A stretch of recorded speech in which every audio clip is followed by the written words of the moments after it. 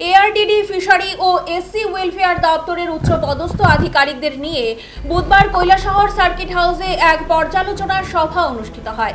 এদিনের এই অনুষ্ঠানে উপস্থিত ছিলেন দপ্তরের মন্ত্রী সুধাংশু দাস। তিনি বলেন, 2025 থেকে 26 অর্থ বছরের এই প্রথম জেলা ভিত্তিক পর্যালোচনা বৈঠক।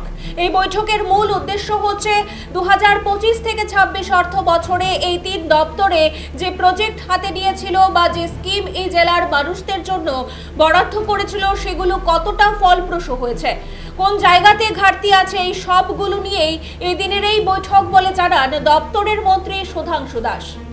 আজকে এআরডিডি ফিশারি এবং এসসি ওয়েলফেয়ার ডিপার্টমেন্টে আমাদের 25-26 অর্থ বছরের প্রথম ডিস্ট্রিক্ট রিভিউ মিটিং হচ্ছে। এই রিভিউ মিটিংয়ের মূল উদ্দেশ্য 2024-25 অর্থ বছরে এই তিন দপ্তর যে প্রজেক্ট হাতে নিয়েছিল বা যে সমস্ত স্কিম এই জেলার মানুষের জন্য বরাদ্দ করেছিল সেটা কতটা বাস্তবায়িত হয়েছে, কোন জায়গাতে আমাদের ঘাটতি আছে, অ্যাচিভমেন্ট কি, এই বিষয়ের উপর আমাদের বিস্তারিত আলোচনা হবে। তার সাথে সাথে আমাদের কারেন্ট ফিনান্সিয়াল ইয়ারের আমাদের ডিপার্টমেন্টের জন্য যে বাজেট বরাদ্দ করা হয়েছে সেটাকে কত দ্রুত এবং ইজিলি মানুষের কাছে আমরা নিয়ে যেতে পারি এবং বাস্তবায়িত করতে পারি তার উপরও আমাদের আলোচনা হবে।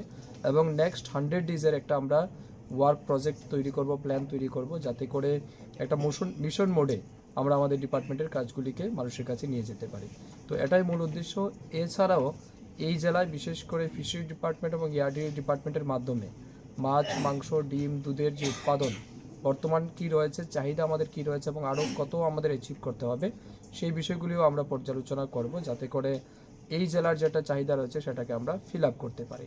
তার সাথে সাথে এই জেলাতে যারা এসসি অধ্যুষিত ছেলে মেয়েরা আছে, বিশেষ করে তাদের জন্য যে স্কলারশিপ আমাদের বরাদ্দ রয়েছে সেই স্কলারশিপগুলিও যাতে তারা সময়ের মধ্যে পায়, কোথাও কোনো অসুবিধা হচ্ছে কিনা এই বিষয়ের উপর আলোচনা হবে।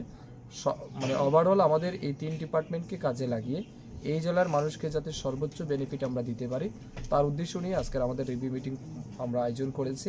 এই রিভিউ মিটিংয়ে আমাদের জেলার সভাধিপতি থেকে শুরু করে পঞ্চায়েত সমিতির চেয়ারম্যান, নগর পঞ্চায়েতের চেয়ারম্যান এবং অন্যান্য জনপ্রতিনিধিগণ আছেন, অফিসিয়ালসরা রয়েছেন।